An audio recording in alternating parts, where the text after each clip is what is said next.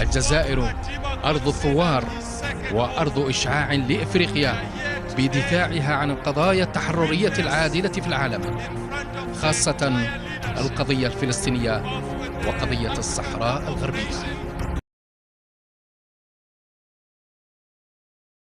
فتح الاتحاد الإفريقي لكرة القدم تحقيقا في التصريحات المعادية للمملكة المغربية التي شهدها حفل افتتاح بطولة إفريقيا للمحليين المقامة بالجزائر.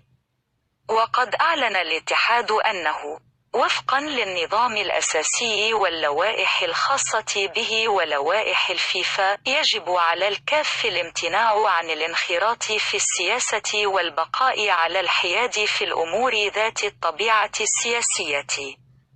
وأضاف: أطلعت الكونفدرالية الإفريقية على بعض البيانات السياسية الصادرة خلال حفل افتتاح بطولة الأمم الإفريقية الجزائر 2022 يوم الجمعة 13 من يناير 2023 في الجزائر العاصمة.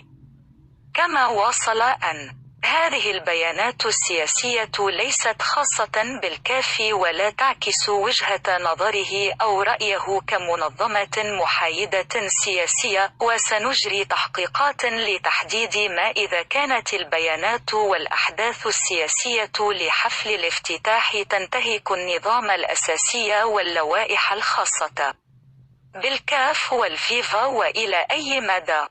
سنقدم تقرير النتائج التي تم التوصل إليها في الوقت المناسب.